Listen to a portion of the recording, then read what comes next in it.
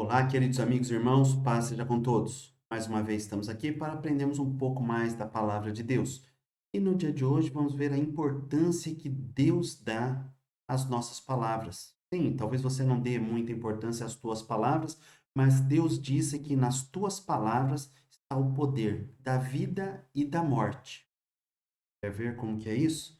Então, vamos lá. Mas antes de vermos, vamos fazer uma breve oração. Querido Deus, nós te agradecemos por este dia. Pedimos perdão pelos nossos pecados e que o teu Santo Espírito venha iluminar o nosso coração para que possamos compreender a tua palavra. É o nosso pedido em nome de Jesus. Amém. E onde nós vamos ver que a morte e a vida estão no poder de nossas palavras. Viajando em Provérbios, capítulo 18. Veremos uma introdução breve, provérbios diversos e uma conclusão. Introdução. Nenhuma interrupção há na sequência dos ensinamentos desde o capítulo 10. Salomão continua a nos trazer lições avulsas e em poucas palavras. É ressaltada aqui a importância do uso da fala no tempo e modo adequados. Salomão demonstra uma preocupação bastante grande com o uso que seus súditos e todos aqueles com quem ele convivia fazia da fala. E por isso, em mais de 300 oportunidades, ele mencionou sobre o uso devido ou indevido da fala, sobre os seus benefícios e sobre os prejuízos que o seu uso inadequado poderia trazer. Vamos ver o que ele deixou registrado. Busca o seu próprio desejo aquele que se separa. Ele insurge-se contra a verdadeira sabedoria. Salomão está dizendo aqui que aquele que se separa não é uma pessoa sábia. Na verdade, esta pessoa que se separa dos demais, dos próximos, seus amigos, de sua família, é uma pessoa que insurge-se, é uma pessoa que se volta contra a verdadeira sabedoria. Há pessoas que se afastam do próximo, se afastam da família quando estão passando momentos de dificuldade, momentos de enfermidade, problemas financeiros, problemas no trabalho. Ele se recolhe, fica deprimido, não quer ter contato com as pessoas, não quer expor os seus problemas, acha muitas vezes que tem que resolver aquilo sozinho. Sim, algumas vezes temos problemas que temos que resolver sozinho, mas não é nos isolando dos demais que nós conseguiremos fazer isso. Não é uma atitude sábia. Sim, o grande rei Sassá, ele disse isso. Sassá, Salomão, ele disse que não é bom se afastar. Não se afaste da tua família, não se afaste dos teus amigos. Nos momentos de dificuldade, liga para alguém, fale com alguém da tua família, fale com um amigo teu, se aproxime das pessoas. Siga o exemplo de Jesus. No momento em que Jesus passava por uma angústia muito grande, ele fez o quê? Chamou seus amigos para estarem junto dele. Então, chame os teus amigos, ligue, diga que você está passando uma dificuldade, peça oração, peça ajuda, peça um conselho para alguém. Com certeza isso vai te ajudar a sair deste problema. Não se isole, isso não é inteligente. Há momentos em que nos isolamos para estudar, para ler a Bíblia, para orar, mas isso não tem nada a ver com essa separação que é falada aqui. Não toma prazer o tolo no entendimento, senão em que se descubra o seu coração. A pessoa que é tola, ela não tem prazer em aprender, ela não se dedica muito a ler, não se dedica muito a ouvir pessoas mais sábias. Ela não tem prazer em escutar, ela quer falar, falar, falar, em descobrir o seu coração, colocar para fora aquilo que ela acha que é certo. E quando alguém vai dar algum palpite, ela já interrompe e começa a metralhar palavras contra aquela pessoa. Ela nunca vai progredir. Por quê? Ela não dá um tempo, ela não escuta. Por isso, ela vai continuar sendo uma pessoa tola. Você não é assim, né? Não, não é, ainda bem. Vindo o ímpio vem também o desprezo, e com a ignomínia a vergonha. Vindo o ímpio, vindo o pecador, vindo aquele que comete atos terríveis, atos reprováveis, ladrões, assassinos, pessoas que não se preocupam em agir da maneira como Deus se agrada. Quando uma pessoa dessa chega em algum lugar, ela traz com ela o desprezo. Sim, junto com o desprezo, ela anda de mão dada com o desprezo. Não se tem alegria em estar do lado de pessoas que são pecadores pervertidos. Não faz sentido. Não há motivo para alegria estar do lado de um assaltante de banco. Não há motivo de alegria estar perto de um traficante. Não há motivo de alegria estar perto de um assassino. Não é motivo de alegria estar perto de uma pessoa que é corrupta. A Bíblia diz que com isso vem o ímpio, vem o desprezo, vem a ignomínia. Ignomínia é uma desonra muito grande. E com isso também a vergonha. Então, cuidado com quem você anda. Pode se envergonhar por conta daquilo que os outros fizeram. Como que acontece isso? Ora, se você se tornar um companheiro de quem anda fazendo coisas erradas, você tiver prazer em estar do lado de pessoas que vivem fazendo coisa errada, ou vou até reformular o que eu disse. Pessoas que têm prazer em fazer coisa errada. Você tem prazer em andar com pessoas que também têm prazer em fazer coisa errada? Meu amigo, você precisa repensar as suas amizades. Dá uma paradinha uma hora e escolha melhor os teus amigos. Águas profundas são as palavras da boca do homem, e ribeiro transbordante é a fonte da sabedoria. E Salomão está dizendo que a boca de um homem sábio, ela jorra sabedoria, assim como uma fonte jorra água. Palavras de sabedoria são extraídas das profundezas do coração de um homem sábio. Quando colocadas a outras pessoas, é uma fonte de sabedoria, é um ribeiro transbordante, é uma imagem que transmite vida, alegria, não tristeza, não morte. O grande rei Salomão também disse: não é bom ter respeito à pessoa do ímpio para derribar o justo em juízo. Ou seja, não é bom ter respeito à aparência das pessoas. Não é bom julgar as pessoas de um jeito por conta daquilo que elas têm, da forma como elas estão vestidas ou do que ela é. Principalmente se for para prejudicar uma pessoa em juízo. Aqui Salomão está se referindo, sim, a um tribunal. Não é bom respeitar as pessoas, não é bom ter medo das pessoas e favorecê-las porque elas são importantes. Salomão está dizendo: não, não, esqueça isso. Se for para juízo, você tem que falar a verdade. Considere todos como iguais. Não prejudique o justo porque você tem um respeito maior por uma pessoa, principalmente se esta pessoa for uma pessoa pervertida. Os lábios do tolo entram na contenda e a sua boca brada por açoites. Uma pessoa que é tola tem prazer em contender, em brigar. Sim, já fui tolo. Verdade. Gostava de entrar em uma discussão e mostrar que eu estava certo.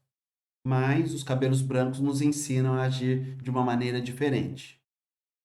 Então, talvez seja a tua realidade hoje. Gosta de entrar em contenda? Não, não faça isso. Fuja das brigas. Porque você entrando em contendas é como se você estivesse bradando, gritando para receber açoites, para receber castigo. O fruto de uma contenda, de uma briga, de uma discussão não é agradável, como açoites. A boca do tolo é a sua própria destruição, e os seus lábios um laço para a sua alma. A boca do tolo é a sua própria destruição. Por quê? O tolo destrói. As palavras de uma pessoa tola acabam muitas vezes com a vida de algumas pessoas. A Bíblia diz que Deus nos deu uma língua e que esta língua é inflamada pelo inferno. Sim, temos que ter um controle da língua, porque o inferno busca inflamá-la. Para quê? Para que ela cause destruição. Então, o tolo não precisa nem de ajuda para ser destruído. Ele se destrói sozinho. Através do quê? Através das coisas que ele fala. Seus lábios, quando diz aqui os seus lábios, quer dizer as suas palavras. As suas palavras fazem um laço para a sua alma. Volta. Obrigado. O que é um laço para a sua alma? É uma situação em que haverá um prejuízo para ele. É uma armadilha, é uma cilada, é uma situação em que ele não vai se dar bem. Então, o tolo, ele faz tolices, ele se destrói, ele traz um laço para a sua própria alma. Não é que as pessoas vão passá-lo para trás, ele se passa sozinho. Bem, as palavras do linguareiro, do falador, do fofoqueiro, são como doces bocados, e elas descem ao íntimo do ventre. Tem gente que tem prazer em ouvir notícias sobre terceiros, sobre outras pessoas. Não importa qual notícia. Ela gosta de ouvir. Ela sente prazer, sente alegria, ela se alimenta daquilo. Salomão está dizendo que isso acontece, mas eu espero que você não seja uma dessas pessoas que ouvem as palavras do fofoqueiro e se delicia com aquilo, abraça aquela verdade, fica remoendo aquilo. Faça isso não. Isso não é bom. Também o negligente na sua obra é irmão do desperdiçador. Quem é o negligente? Aquele que faz as coisas de qualquer maneira. É um irmão do desperdiçador. É um destruidor essa pessoa. Olha só esta obra de arte que fez um pedreiro não diligente, não cuidadoso. Quem fez isso daqui foi negligente. Ele não teve o cuidado que deveria ter. Negligente é uma pessoa que não tem o cuidado que deveria ter.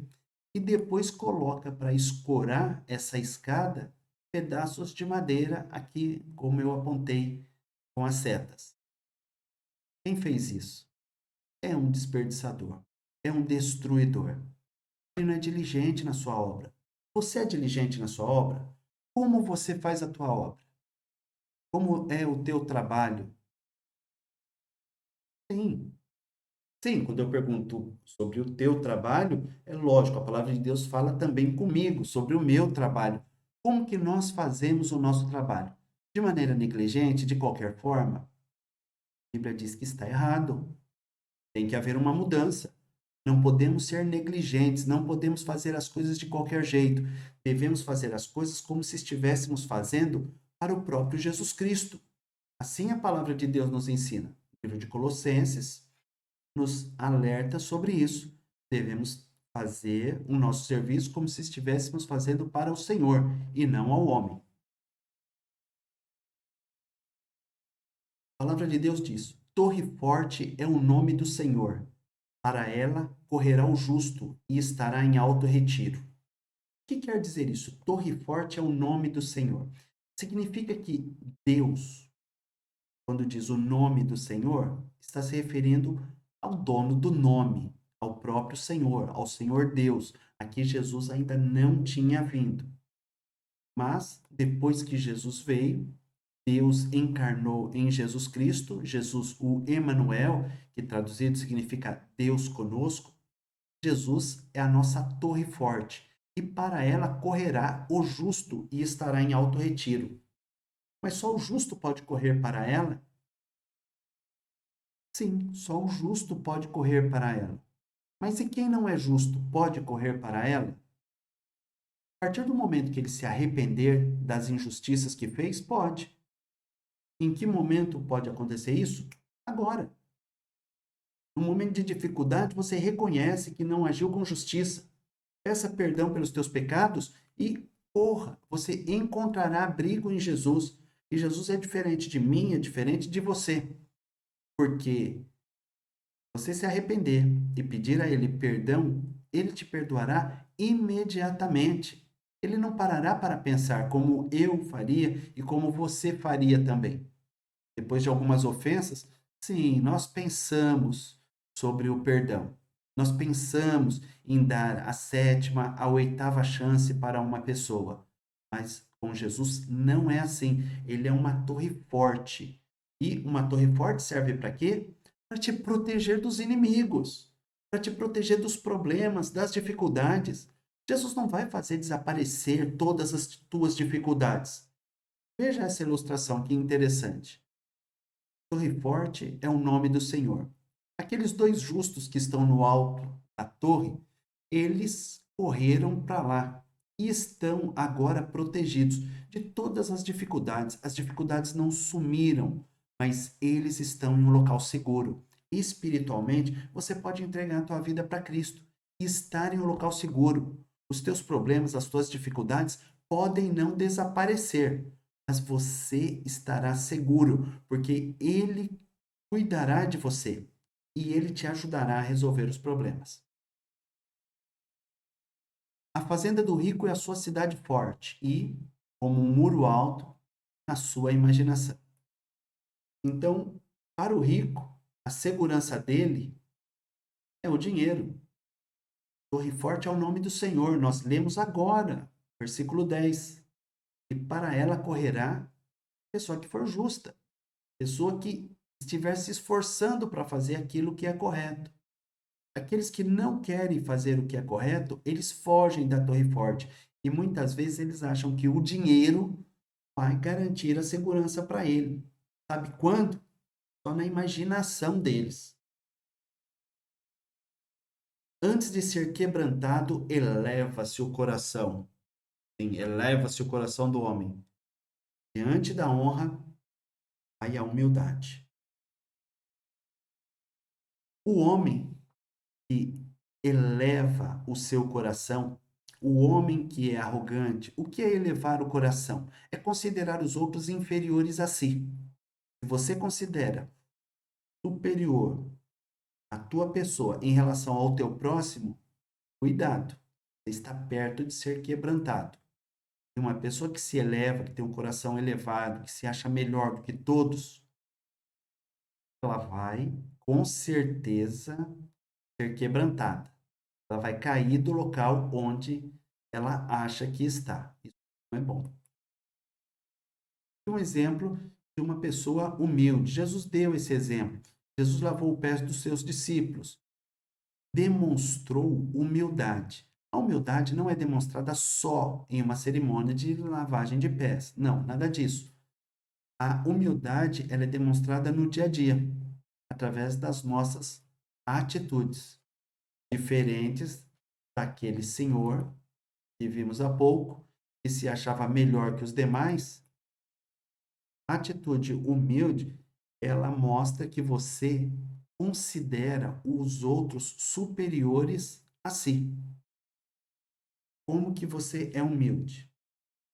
Não zombando das pessoas, não humilhando as pessoas, respeitando as pessoas, isso é ser humilde.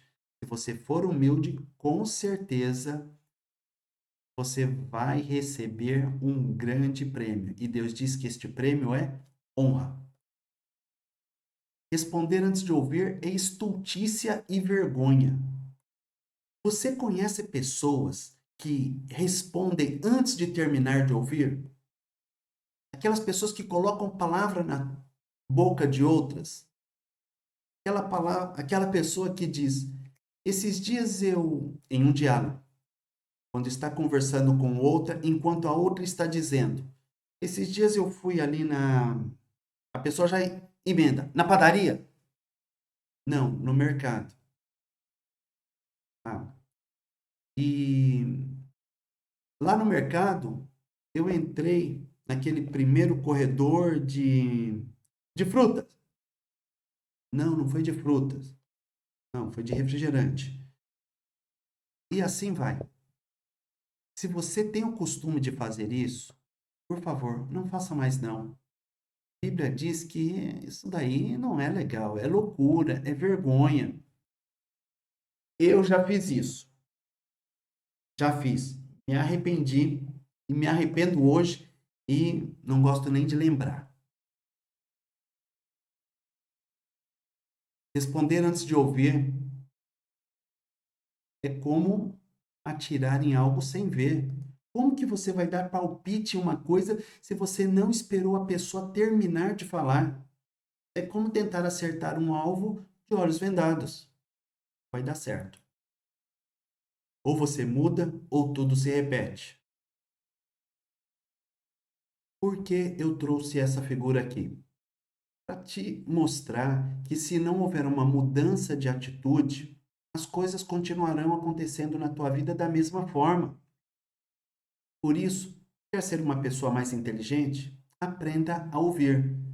Deus te deu uma boca e dois ouvidos. Será que Deus não estava querendo dizer algo com isso para cada um de nós? Que devemos ouvir mais que falar? Pois é, verdade. E um aviso aos amigos, clientes, irmãos: eu, depois dessa aula, estou saindo uma pessoa mais sábia do que quando entrei. Exatamente. Aprendi que tenho que falar menos do que eu falo. E vou colocar em prática. E vou te ouvir quando você falar comigo. O espírito do homem aliviará a sua enfermidade, mas ao espírito abatido, quem o levantará? Na presença de Deus há muita alegria. Vamos lá. O espírito do homem pode aliviar uma enfermidade do corpo? Sim, a Bíblia diz que pode. Um espírito alegre, um espírito que está em paz com Deus. Isso aliviará a dor da sua enfermidade. A enfermidade que ele sofre na carne, ela será aliviada por conta de um espírito que tem alegria. E onde buscar alegria? Em Deus, na palavra de Deus, em fazer a vontade de Deus, em ouvir a palavra de Deus, em ler a palavra de Deus, em cantar, em conversar com Deus. Entendeu?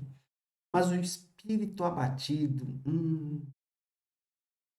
quanto ao espírito abatido, esse é complicado. Quem que vai levantar um homem desse? A pessoa já está entregando a palha com a rapadura. Ela já está desistindo de tudo. Para ela não tem mais jeito. Mesmo que tenha, se o espírito dela já está abatido, já está derrotado, se a pessoa já se sente uma derrotada, é um problema muito mais grave do que a simples enfermidade, mesmo que não seja uma enfermidade simples. Não, não é assim que devemos ser. Onde está escrito? Levanta, sacode a poeira e dá a volta por cima. Não está na Bíblia, não, não está. Não, não é versículo da Bíblia. Irmãos, olha, levanta, sacode a poeira e dá a volta por cima, não é versículo da Bíblia. É uma música que foi escrita em 1962 e que foi cantada por vários, vários cantores, vários artistas. A Bíblia diz o seguinte: minha alma certamente se lembra e se abate dentro de mim. Há situações que nos causam abatimento. Sim, é verdade. Mas aqui, Jeremias, em seu livro de Lamentações, escreve: eu quero trazer à memória o que me pode dar esperança. Eu não quero encher a minha cabeça com coisas que não prestam, com coisas ruins. Eu quero trazer à memória o que me dá esperança. Olha só, ele dá um grito. Não, não está escrito que ele gritou. Eu imagino que ele tenha gritado. Ele deixou registrado: eu vou trazer à minha memória o que me pode dar esperança. E um homem só fala isso, uma mulher só fala isso se ele está diante de uma situação totalmente desastrosa. Sim, quando ele está diante de um verdadeiro desastre. quando ele está diante de uma calamidade, é que ele luta para trazer à memória o que pode dar esperança. Porque em uma situação de bonança, de calma, de alegria, num casamento, numa festa, ninguém fala, eu quero trazer à memória o que me dá esperança. Não, isso ele não fala em momento de festa. Isso se fala em momentos de luta, de dificuldade. Olha o nome do livro, Lamentações de Jeremias. E Jeremias tinha motivo para se lamentar, e muito. Estava passando uma situação terrível, como eu e você nunca passamos na vida, uma situação de cativeiro. Ele era prisioneiro, ele foi prisioneiro, mas mesmo diante de tantas desgraças que havia diante dele, ele se voltou para Deus e disse: Eu quero carregar a minha mente com coisas boas, com palavras de esperança. Ele não estava ignorando a dificuldade. Ele só disse que queria trazer à memória coisas, pensamentos que lhe dessem esperança. Da mesma forma que eu e você devemos fazer, não ignorar as dificuldades, não ignorar os obstáculos, não ignorar os problemas. Vamos enfrentar os problemas, mas vamos enfrentar com esperança, porque um espírito animado, um espírito com esperança, alivia a enfermidade. E se você já entra com o espírito abatido, achando que nada vai dar certo, amigo, se aproxime de Deus. Mais ainda, todos devemos nos aproximar, mas você tem que correr um pouquinho. O coração do sábio adquire o conhecimento e o ouvido dos sábios busca a ciência. Olha só. O coração do sábio, ele procura aprender. Uma pessoa que é sábia, ele procura conhecimento. E conhecimento se procura principalmente nos livros, em cursos, em estudos. Na palavra de Deus também há o conhecimento acerca das coisas de Deus. Mas aqui Salomão está dizendo não só acerca das coisas de Deus, mas acerca das coisas deste mundo. Conhecimento, ciência, informação científica, não é em grupos de WhatsApp, Facebook, Orkut. Não tem mais Orkut? Tudo bem. Instagram e Tinder? Isso daí não é para namoro? Gente, no Tinder não se adquire o conhecimento e a ciência que Salomão está falando aqui. Então, por favor, vá ler, vá fazer curso, vai orar. Orar para ter força, tá? Para largar o Facebook e as mídias sociais e passar a estudar. Vamos lá. Ouvido dos sábios busca a ciência, não busca fofoca, não busca mexerico, não busca ouvir falar da vida dos outros, vai atrás de sabedoria, ciência. Ciência é ciência, física, matemática, língua portuguesa. Isso também. O presente do homem alarga-lhe o caminho e leva-o à presença dos grandes. Aqui Salomão está dizendo que presente dava uma ajudazinha a levar algumas pessoas a certas posições. Este presente aqui é um pouco delicado. Um presente um tanto caro. Talvez quem esteja dando este presente esteja com uma segunda ou terceira intenção. Isto quer dizer, não está bem intencionado. Mas Salomão diz que há presentes que, se dados, eles abrem portas, eles criam facilidades. Há presentes que são subornos.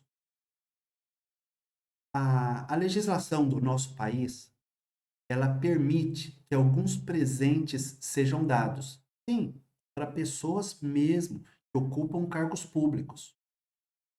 Assim, deixa eu dar um exemplo. Imagine que dentro desta caixa tem 4 bombons.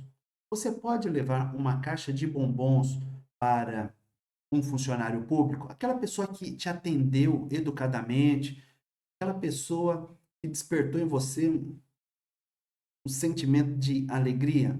Pode, não há problema nenhum. E com certeza você encontrará facilidades da próxima vez que for procurá-la.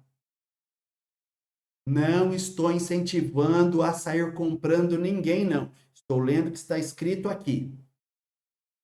É diferente dar uma caixa de bombom e dar uma Ferrari para alguém. Existe no direito brasileiro o chamado princípio da insignificância.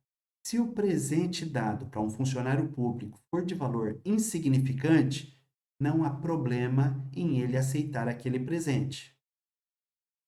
Agora, a partir de um determinado valor, aquilo se chama suborno. E a Bíblia é contra isso.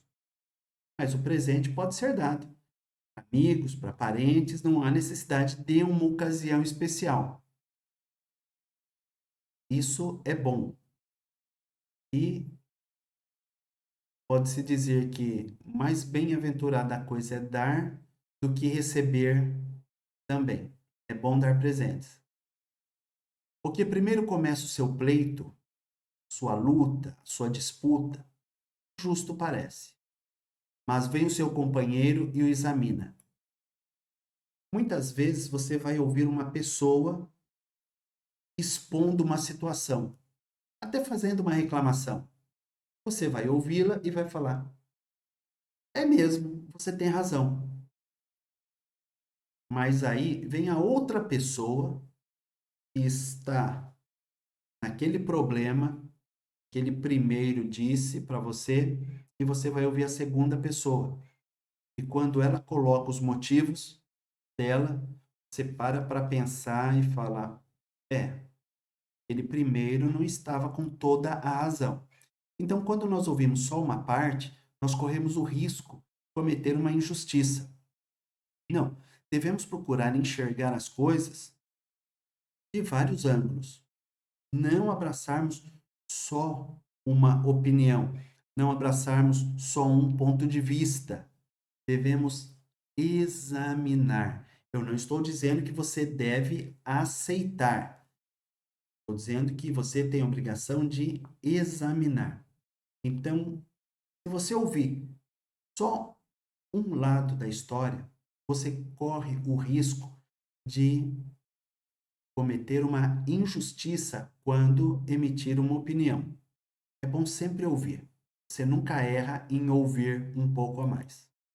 A sorte faz cessar os pleitos e faz separação entre os poderosos. A sorte faz cessar os pleitos. Salomão estava se referindo aqui a uma ou algumas situações, e uma das situações que havia naquela época era disputa entre poderosos. Imagine dois exércitos, os dois em condições semelhantes, prestes a entrar em batalha. E, já fazendo os cálculos dos prejuízos, decidem quem vai levar aquela vitória através de um jogo de sortes. Sim, aquele que perder vai entender que era para ele não levar a melhor naquela situação. E aquele que ganhar vai sair como um vitorioso. Assim, eles evitam lutas desnecessárias. Lançar sortes. A Bíblia fala sobre lançar sortes em outras situações. A Bíblia diz que foi lançada sortes para que se soubesse quem Deus teria escolhido para substituir Judas. Acontece o seguinte: é uma matéria delicada para se falar, é um assunto delicado, melhor dizendo, para se falar, e que mereceria uma aula à parte. Mas, já adiantando, após a vinda do Espírito Santo no dia de Pentecostes, nós não vemos mais a igreja lançando sortes para coisa alguma. Tudo bem? Então, você que acredita em simpatias, em mandingas, acredita na sorte, tem na tua carteira um trevo de 4 folhas, alguns de 3, uma nota de $1, faz. Não se apegue a isso. Na verdade, a Bíblia diz que a nossa sorte está em Deus. O que quer dizer isso? Nós não dependemos da sorte. Nós temos uma pessoa que nos guia, uma pessoa que nos orienta. Nós não podemos mais fechar os olhos e lançar os dados e falar: se sair um número par, eu vou me casar com a fulana. Se sair um número ímpar, eu me caso com a Beltrana. Você escolhe esposa desse jeito? Não, não é? Então, abandone os jogos, abandone tudo o que é espécie de superstição e busque de Deus uma solução. Dessa maneira que Ele quer te ver. Porque lançar a sorte é uma maneira preguiçosa de resolver as coisas. E é uma maneira de terceirizar problemas, dizendo que a sorte não estava a teu favor. A sorte ajuda quem acorda cedo para ir trabalhar ou para procurar emprego. O irmão ofendido é mais difícil de conquistar do que uma cidade forte, e as contendas são como os ferrolhos de um palácio. Um irmão ofendido é mais difícil de conquistar do que uma cidade forte. Uma pessoa, quando ficou ofendida, é uma pessoa difícil de ser reconquistada. Então, tome cuidado. Não ofenda as pessoas. E as contendas e as brigas são como os ferrolhos de um palácio. O que são ferrolhos? São esses dispositivos que travam as portas. Eles impedem que outras pessoas cheguem a determinado lugar. Então, se você gosta de contenda, saiba que você está criando fechaduras na tua vida. Isso vai te impedir de ir para lugares que você gostaria. Então, não seja contencioso. Esse é um exemplo de ferrolho moderno, uma trava. O ferrolho é uma trava. Já estamos terminando. Mais 4 versículos. 5, na verdade. Do fruto da boca de cada um se fartará o seu ventre. Dos renovos dos seus lábios se fartará. Seja, já entendeu, não é? Aquilo que a boca falar, que a pessoa vai receber. Então, você vai receber de acordo com aquilo que você falar. Novamente aqui, uma referência à lei da semeadura e da colheita. Se você semear boas palavras, você vai se fartar de coisas boas. Mas se você falar coisas não boas, ao invés de você receber um banquete, você vai comer lavagem de porcos. Então tome cuidado com o que fala a tua boca. A morte e a vida estão no poder da língua. Acabamos de falar sobre a importância das palavras. E aquele que a ama comerá do seu fruto. Salomão insiste aqui novamente, ele dá uma ênfase. Tome cuidado, porque você pode matar com as tuas palavras, como pode levar vida através das tuas palavras. Salomão ele diz que tanto a morte como a vida está ao teu alcance. Você pode transmitir uma ou outra. A tua língua funciona como o leme de um barco. A língua, como um leme, apesar de ser pequeno, ela dá direção à embarcação. A língua vai mostrar se você vai seguir pelo caminho da vida ou da morte. Ela é que vai te colocar no caminho da vida ou no caminho da morte. Tome cuidado. O que acha uma mulher, acha uma coisa boa e alcançou a benevolência, a graça, a misericórdia do Senhor. Quem acha uma mulher? Bom, achar uma mulher não é fácil. Não, não é achar qualquer mulher. Não, não que, deixa eu explicar. Só um minutinho, irmãs. Não que a mulher que você achar vai ser, a mulher que você achar vai ser uma qualquer. Nada disso. Vou explicar. O que acha uma mulher, acha uma coisa boa. Aqui, quem acha uma mulher para se casar com ela. Então, as outras mulheres que são achadas, por quem está procurando uma esposa, não é que não sejam boas, não serão para ele, porque há costumes que são estranhos em algumas pessoas. Eu tenho alguns costumes estranhos. E a minha esposa, há 26 anos, convive comigo, graças a Deus. E eu a tornei uma pessoa melhor do que ela era quando eu me casei. Eu vou explicar, porque depois ela está vendo isso daqui também. Eu melhorei muito a minha esposa, porque antes de se casar comigo, ela não tinha a paciência que ela tem hoje. Ela não lidava com a situação como ela lida hoje com algumas situações. Eu servi de um bom treinamento para ela. Ela treinou muita paciência comigo, teve que ter muita compreensão, teve que abrir mão de muitas coisas para eu continuar com ela e ela comigo, você entendeu? Então, é nesse sentido que eu disse que eu a melhorei. Eu a fiz passar por bons bocados, belos bocados. Passamos por muitos apertos juntos, muitas dificuldades. E isso contribuiu para a maturidade dela. Gostou? É nesse sentido que eu a deixei melhor. Ela treinou comigo ter paciência. Então vamos lá. Voltando aqui à lição. Parar de fazer média. O que acha uma mulher, acha uma coisa boa. Acha envolve a ideia de procura. Então, para achar uma mulher, não é no Tinder.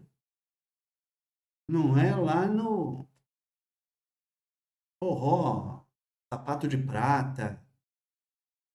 Não, sandália de diamante, não, nem sei se existe isso. Mas um homem que procura uma mulher para estar do seu lado, quando a acha, pode dizer que achou uma coisa boa e alcançou a misericórdia, alcançou uma graça da parte de Deus. Mas não é fácil. Você tem que procurar. Não coloque a responsabilidade em Deus, não, viu? Ele mandou você procurar. Quem acha uma mulher acha uma coisa boa, mas você tem que. Quem acha o quê? Você. Então procure, procure, procure, procure, viu? Procure, procure, procure, procure, procure, procure, procure. Porque com certeza, se você procurar, você vai achar. E a hora que achar uma mulher, vai achar uma coisa boa. Sócrates disse que se você encontrar uma mulher, ainda que seja uma praga, ela vai ser boa para você. Ele disse que ela, uma mulher que seja uma praga, uma peste, uma megera, vai fazer com que você se torne um verdadeiro filósofo. Ouvi dizer que a mulher de Sócrates não era a flor que se cheira, mas isso não diz respeito a mim. Isso são palavras dele. Não tenho nada a ver com isso e não estou fazendo fofoca da vida daquele pobre coitado. O que acha uma mulher, acha uma coisa boa, mas cuidado, tem mulher que não é muita coisa boa não, viu? E aqueles que sabem, e aqueles que se lembram dessa figura, com certeza eu arriscaria dizer que já tem mais de 50 anos, da mesma forma que eu. Sansão e Dalila, filme em preto e branco, lembra-se? Não é coisa boa, não. Dalila pôs a perder aqui, deixou o pobre Sansão sem forças, careca e cego. O pobre fala com rogos, mas o rico responde com dureza. A pessoa que é pobre, você não a vê. Embora tenha alguns pobres que são muito arrogantes e respondem com dureza. Mas, geralmente, a pessoa pobre, ela se dirige a outra com humildade. E, infelizmente, muitas pessoas ricas respondem de uma maneira dura. Se você é rico, não responda com dureza. Se você é pobre, continua se dirigindo com rogos àqueles que são mais ricos, ou até mesmo aqueles que são tão pobres como você. O que Salomão está dizendo aqui? Geralmente o pobre é humilde e o rico não é. Mas há pobres arrogantes e ricos humildes. Um rico falando. E na figura ilustrada por Salomão, já disse: há ricos humildes e pobres arrogantes. Por fim, terminando, o homem que tem muitos amigos pode congratular-se, mas há amigo mais chegado do que um irmão. Uma das interpretações deste versículo é: um número grande de amigos é muito bom, mas há uma situação em que ter amigo é muito melhor.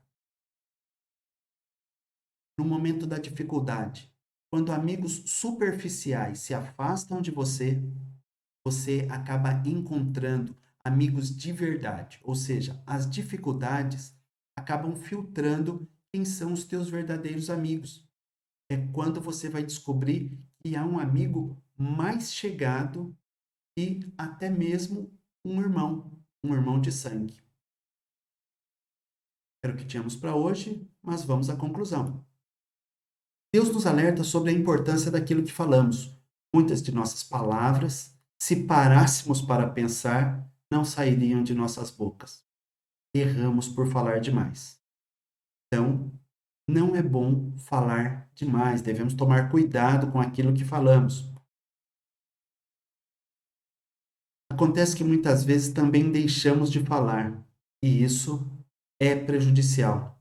Não podemos deixar de levar a Deus nossas palavras, quer as de pedidos que fazemos a Ele, quer as de agradecimento e exaltação. Devemos sempre falar com Deus. Com Deus, você não precisa se preocupar em falar menos. Na verdade, o que ocorre é o contrário. Deus quer que você fale mais com Ele. Concentre a tua fala mais em Deus do que com o próximo. É bom ter amigos, vimos isso. E melhor é ter amigos mais chegados que um irmão. E mais ainda que um amigo mais chegado que um irmão é Jesus Cristo. Jesus Cristo nos chamou de amigos. Ele disse assim: já vos não chamarei servos, mas tenho-vos chamado amigos. E tudo quanto ouvi de meu Pai vos tenho feito conhecer. João capítulo 15, versículo 15. Jesus, ele quer te chamar de amigo. Jesus dirigiu essa palavra aqui aos seus discípulos.